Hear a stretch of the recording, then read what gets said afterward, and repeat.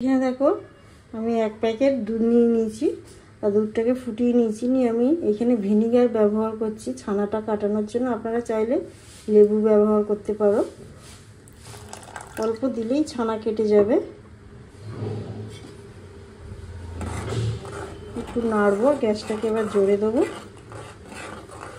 দেখো এক প্যাকেট পুরো দুধের ছানা রেডি হয়ে গেছে। ছানাটা একটু ঠান্ডা হবে। আর এই গুড়ের রসমালাইটা খুব সুন্দর খেতে লাগে। এখানে এক বাটি চিনি নিয়েছি। এবার এই বাটির মাপে আমি জল দিয়ে দিচ্ছি 2 বাটি।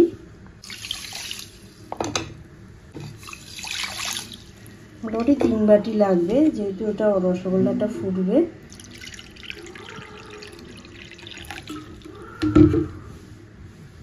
রসমালাইটা ফুটবে, তাই এখানে 3 বাটির মতন জল দিয়ে দিলাম। দিয়ে বসিয়ে দিলাম। টক ভাবটা থাকে, যেহেতু ভিনিগার দিয়েছিলাম তাতে চলে যাবে জিনিসটা। ছোট ছোট গোল্লা করছি রসমালাইয়ের জন্য। ওইদিকে চিনির জলটা ফুটছে, এরকম গোল গোল করানো হয়ে গেছে তৈরি একদম।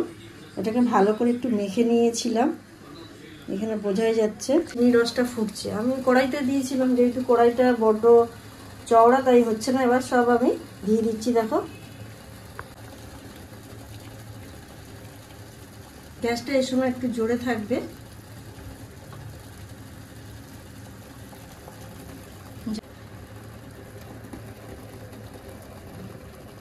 উপরে উঠে আসছে, কত সুন্দর ফুলছে।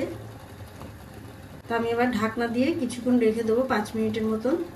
দেখো ঢাকনা দিয়ে রেখে দিয়েছিলাম সিমে 5 মিনিট। আর ওইদিকে 5 মিনিট জোরে দিয়ে তারপরে আমি করেছি। কতটা ফুলে গেছে সব। এবার আমি গ্যাসটাকে বন্ধ করে দিলাম। সব তুলে নিচ্ছি ওইখানে চিনি রসের থেকে। আর এইখানে দেখো ক্ষীরটাকে একটু আমি গরম করে নিলাম, একটুখানি গরম করে নিচ্ছি হালকা। দেখো ক্ষীরটা হালকা গরম করেছি। আর এবারে আমি হচ্ছে বোঝাই যাচ্ছে, দেখেছো। এবার দিয়ে দিলাম রসে একটা একটা করে। আর ক্ষীরের রসমালাই কত সুন্দর খেতে লাগবে, মানে মুখে দিলে একদম গলে যাবে। দেখো একটু সব দিয়ে দিয়েছি, দিয়ে একটু নেড়ে দেবো। আর এই গুড়ের রসমালাই কে কে বানিয়ে খেয়েছেন বাড়িতে একবার কমেন্ট করে জানাবেন। আর কত সুন্দর মানে হয়েছে বুঝতেই পারছো। দেখো ক্ষীরের রসমালাই রেডি হয়ে গেছে। তো এবার দেখাচ্ছি বাটি করে।